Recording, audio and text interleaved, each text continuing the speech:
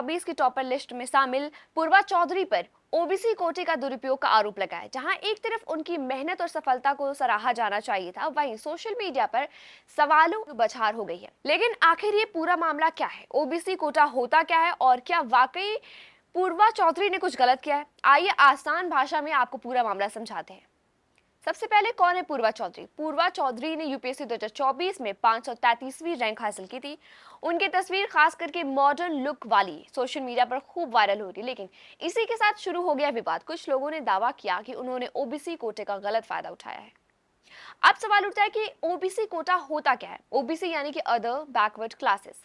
ये वो वर्ग है जिसमें समाज में पिछड़ा वर्ग माना गया है और उन्हें सरकारी नौकरियों और एग्जाम में आरक्षण यानी कि रिजर्वेशन दिया जाता है। यूपीएससी जैसी परीक्षाओं में ओबीसी उम्मीदवारों को 27% आरक्षण मिलता है। 3 साल की उम्र की छूट यानी कि एज रिलैक्सेशन, 9 बार परीक्षा देने की छूट अटेम्प्ट। लेकिन ध्यान दीजिए, ये फायदा सिर्फ ओबीसी की नॉन क्रीमी लेयर को मिलता है। अब ये नॉन क्रीमी लेयर क्या है? आपको बता दें कि अगर किसी ओबीसी परिवार की आमदनी सालाना 8 लाख रुपए से कम है और वो आर्थिक रूप से बहुत संपन्न नहीं है, तो उन्हें नॉन क्रीमी लेयर कहा जाता है।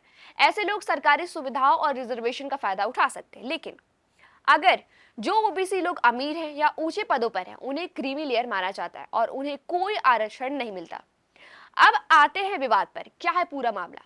कुछ सोशल मीडिया यूजर्स का कहना है कि पूर्वा चौधरी का ओबीसी सर्टिफिकेट फर्जी है और उनका आरोप है कि पूर्वा ओबीसी की क्रीमी लेयर में आती है और फिर भी उन्होंने ओबीसी नॉन क्रीमी लेयर का फायदा उठाया है। इन आरोपों के बीच पूर्वा चौधरी के पिता का बयान सामने आया। उन्होंने कहा कि मैं 44 साल की उम्र में आरएएस अधिकारी बना, जबकि 40 को उम्र से पहले आरएएस भर्ती में ओबीसी नॉन क्रीमी लेयर का फायदा नहीं मिलता। तो ये कहना कि मेरी बेटी ने कोई गलत फायदा उठाया है, पूरी तरह से गलत हो गई। यानी वो यह साबित करना चाहते हैं कि परिवार की स्थिति उस समय ऐसी नहीं थी कि उन्हें ओबीसी छूट का गलत लाभ मिलता।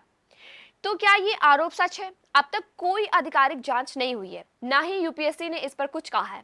ऐसे में ये सिर्फ अनुमान और अफवाहों पर आधारित आरोप लगते हैं। आपको बता दें कि आखिर में बात यह है कि ओबीसी कोटा देश के उन छात्रों के लिए है जो आर्थिक और सामाजिक रूप से पीछे हैं। इसका मकसद बराबरी का मौका देना है, ना कि विवाद खड़ा करना।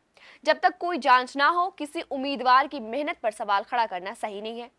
आप अपनी राय कमेंट सेक्शन में कमेंट करके जरूर बताइएगा कि आपको क्या लगता है इस मैटर पर क्या होना चाहिए। मैं उन्हें मिलते हैं अगले अपडेट के साथ। तब तक के लिए धन्यवाद।